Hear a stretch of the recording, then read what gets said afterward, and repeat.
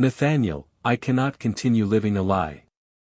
I need to follow my own path, even if that means accepting a relationship with Damien openly. Her words cut through him like a razor's edge. Nathaniel's eyes burned with a mixture of fury and sorrow. Are you saying our marriage, everything we built, is disposable? He demanded. Cassandra's reply was cool, almost clinical. I have changed, Nathaniel. I've discovered that I deserve more than what I had. If you can't accept that, then perhaps we have no future together. In that charged moment, the ultimatum was laid bare: either embrace a new, unorthodox reality or let go of a bond that had once seemed unbreakable. The words reverberated in Nathaniel's mind as he realized that the woman he had loved was slipping away, leaving behind only the remnants of a shared past. Welcome to DCM Reddit, where stories of cheating wives are exposed. Let me know what time it is and where you are in the world. Subscribe to the channel and like the video. Now let's follow the story. Nathaniel Carter, a 48-year-old entrepreneur with a reputation for steady resolve, had spent most of his life building his legacy.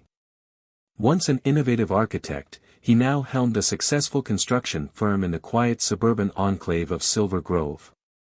In a spacious, modern home filled with memories of laughter and shared dreams, Nathaniel lived with his wife, Cassandra Carter, a 44-year-old creative director admired for her vibrant smile and keen artistic eye, and their daughter, Elise, a bright 20-year-old college student exploring her passions. For over 2 decades, the Carters had been the epitome of a devoted family. Sunday brunches, leisurely walks in the park, and long evenings spent reminiscing over old photographs had woven a tapestry of contentment that Nathaniel believed could weather any storm. Yet recently, subtle fissures began to mar the perfection of their union. Cassandra's once constant warmth had given way to prolonged silences, furtive glances at her phone, and hushed conversations that Nathaniel could no longer ignore. As twilight settled over Silver Grove, Nathaniel sensed that the foundation of his family life was beginning to tremble beneath the weight of unspoken truths. One crisp autumn evening, Cassandra announced that her agency would host a celebratory gala in honor of a major new project. Though Nathaniel preferred quiet evenings at home, he agreed to accompany her, determined to support the woman he had loved for so long. At the upscale venue, shimmering with soft lights and the murmur of polite conversation, Cassandra was a vision in a sleek, scarlet gown that accentuated her graceful figure. Her laughter and easy charm, once a constant source of comfort for Nathaniel, now seemed laced with a mysterious reserve. As the night unfolded, Nathaniel's practiced eye began to notice unsettling details. At one point, while mingling near the bar, Cassandra's gaze lingered on a sharply dressed man with an easy smile, an account executive named Damien Rhodes from her company. When Cassandra reached out to greet him with a friendly touch, her hand brushing his arm as if in passing camaraderie, a cold knot formed in Nathaniel's stomach. Every time he caught her looking in Damien's direction, a flicker of doubt surged within him. Although she reassured him later with a soft kiss on his cheek and words of affection, Nathaniel's instincts whispered that something was amiss. The jovial ambience of the gala couldn't mask the subtle tension swirling around them. In the days that followed, Nathaniel's unease blossomed into a consuming need for answers. Unable to shake the disquieting images from his mind, he began discreetly observing Cassandra's behavior. Over several weeks, he noticed small inconsistencies: an unexplained charge on the credit card statement, late-night texts she hurriedly deleted, and moments when her smile faltered just as he entered the room. Torn between disbelief and a desperate need for clarity, Nathaniel made a decision that pained him deeply: he hired a private investigator. Under the cloak of secrecy, the PI followed Cassandra's daily routine. Soon enough, a dossier began to accumulate: photographs of Cassandra in intimate settings with Damien, intercepted messages filled with tender declarations and coded emojis, and receipts for lavish dinners at restaurants Nathaniel had never heard of. Each new piece of evidence felt like a jagged shard piercing the core of the life he had known. The love and trust that had defined the Carters' world were rapidly disintegrating into a mosaic of betrayal. Late one rainy night, as Nathaniel sat alone in his study surrounded by architectural sketches of past triumphs, he finally allowed himself to confront the truth. The evidence was undeniable, and though his heart ached with sorrow, he resolved to face the painful reality head-on.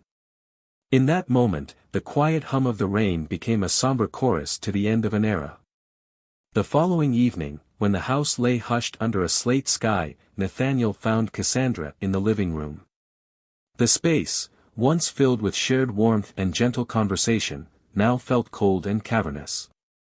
With a heavy heart and trembling resolve, Nathaniel stepped forward. "Cassandra," he began, his voice low and strained, "we need to talk. I know about Damien, about everything." For a long, excruciating moment, Cassandra's eyes widened as if caught off guard, then hardened into an expression of guarded sorrow. "Nathaniel, she started, but words failed her.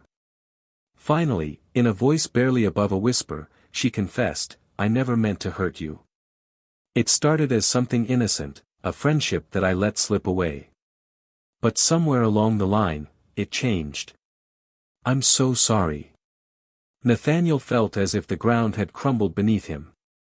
"Sorry," he repeated, the word bitter on his tongue. "We built a life together, and now I'm to believe this is just a mistake." His voice wavered with both anger and heartbreak. Cassandra's silence in response was as heavy as the unspoken pain that filled the room. For hours, they sat in the dim light, the echoes of their past mingling with the agony of betrayal. In that quiet confrontation, the Carters' shared history unraveled into a tangled web of regret and shattered promises. In the days after their explosive confrontation, the atmosphere at the Carter home grew stifling. Cassandra's guilt was palpable, yet so was her defiance. One stormy evening, as thunder rolled in the distance and rain battered the windows, Cassandra finally spoke with an icy resolve. "Nathaniel, I cannot continue living a lie. I need to follow my own path, even if that means accepting a relationship with Damien openly." Her words cut through him like a razor's edge. Nathaniel's eyes burned with a mixture of fury and sorrow. "Are you saying our marriage, everything we built, is disposable?" he demanded. Cassandra's reply was cool, almost clinical, "I have changed, Nathaniel. I've discovered that I deserve more than what I had. If you can't accept that, then perhaps we have no future together." In that charged moment, the ultimatum was laid bare: either embrace a new, unorthodox reality or let go of a bond that had once seemed unbreakable. The words reverberated in Nathaniel's mind as he realized that the woman he had loved was slipping away, leaving behind only the remnants of a shared past. In the wake of Cassandra's declaration, Nathaniel felt himself teetering on the edge of despair. The once comforting walls of their home now seemed like the confines of a prison built on broken trust. Days melted into sleepless nights as Nathaniel struggled to reconcile the Cassandra he had known with the woman who now stood before him, a woman determined to redefine her identity at the cost of their union. Unable to bear the constant ache of uncertainty, Nathaniel sought solace in long walks under the dark canopy of Silver Grove's quiet streets. Each step became a meditation on loss and longing, as he replayed every memory of laughter, every shared dream that now lay in ruins. Meanwhile, Cassandra threw herself into her work, spending late nights at the agency and confiding in Damien, whose presence seemed to offer her a temporary escape from the guilt and isolation. The chasm between them widened with every passing day. Elise, caught in the crossfire of parental heartbreak, withdrew into herself, her once bright spirit dimmed by the silent war raging behind closed doors. Nathaniel's once unshakable belief in the sanctity of their marriage was now replaced by a bitter resolve: he would no longer be shackled by deception. Determined to reclaim his dignity, he began preparing for a path he never wanted to imagine, a divorce that would sever the bonds of a love now tainted by betrayal. The decision was made with a heavy heart but a clear mind. Nathaniel contacted a seasoned family lawyer, Gregory Mason, known for his sharp intellect and unwavering integrity. In the stark, sterile confines of Gregory's office, Nathaniel detailed every moment of Cassandra's betrayal, every piece of evidence painstakingly collected. As he spoke, his voice steadied with resolve, even as the pain of his words threatened to break him. Gregory listened intently before outlining the grim reality. A divorce would not only tear apart the fabric of their shared life but would also set off a fierce legal and financial battle. Over the next several weeks, the legal process unfolded like a relentless storm. Gregory meticulously built Nathaniel's case, emphasizing his role as the primary provider and the years of dedication that had forged their family's prosperity. Cassandra, with her limited income from part-time work and a penchant for impulsive decisions, found herself at a stark disadvantage. As the court dates approached, heated negotiations ensued. The courtroom became a battleground where both sides traded accusations and sought to protect their interests. Nathaniel's calm determination contrasted with Cassandra's increasingly desperate pleas. Witnesses were called, financial records scrutinized, and the painful details of their unraveling marriage were laid bare for all to see. Every session in the courtroom chipped away at Nathaniel's heart, yet he knew that this painful process was essential to regain control of his future, and to safeguard Elisa's well-being. Outside the courtroom, the emotional toll of the legal battle grew unbearable. Nathaniel's nights were haunted by memories of happier times, of whispered promises in the twilight and shared dreams that now lay in tatters. In a moment of searing clarity, he realized that the battle was no longer just about money or assets, it was about the very essence of trust, respect, and dignity that he had lost. One particularly bitter evening, as Nathaniel returned home after a grueling day in court, he found Cassandra in the dim light of the living room. The air was thick with unresolved tension. "Nathaniel," she began haltingly, "I know I've hurt you. I'm trying to find a way to make sense of all this." Her voice wavered between defiance and regret, and for the first time in months, Nathaniel saw vulnerability in her eyes. But the sight of her, battered by her own choices, only deepened the chasm between them. "I don't need excuses, Cassandra," he replied, his voice trembling with restrained anger. "I need honesty. I need to know that you understand the pain you've caused, that you're willing to accept the consequences." In that raw, unfiltered moment, the truth was undeniable, their marriage had reached a breaking point. The finality of it all pressed in on him like a vice, and though part of him longed for reconciliation, he knew that some wounds were too deep to mend. That night, as he lay awake on a single cot in a spare guest room, Nathaniel made a fateful decision. Tomorrow, he would hand Cassandra the divorce papers, an act of closure that would forever alter the course of their lives. It was not a decision born of anger alone, but of a profound need to reclaim his identity and rebuild a future free from the weight of betrayal. The morning of the final confrontation arrived with an eerie stillness in the house. Nathaniel sat at the kitchen table, the envelope containing the divorce papers resting heavily beside his cup of coffee. Every sip was punctuated by memories of laughter, of shared dreams now fractured by Cassandra's betrayal. When Cassandra appeared at the doorway, her eyes red from sleepless nights and regret, Nathaniel's heart pounded with a mixture of sorrow and resolve. "Cassandra," he said quietly, "this is it." With deliberate care, he slid the envelope across the table. Cassandra's hands trembled as she picked it up, her eyes darting over the document as if searching for a miracle. For long minutes, neither spoke. Finally, her voice, barely audible, broke the silence. "Nathaniel, I don't want this to be the end. I know I've made terrible mistakes. But the weight of the evidence and the years of pain were insurmountable." "I'm sorry," Nathaniel replied softly, "but we can't go back. I need to move on." The words hung in the air like a final verdict. That day marked the irrevocable end of a marriage once built on shared dreams. In the following weeks, the legal process proceeded with grim efficiency.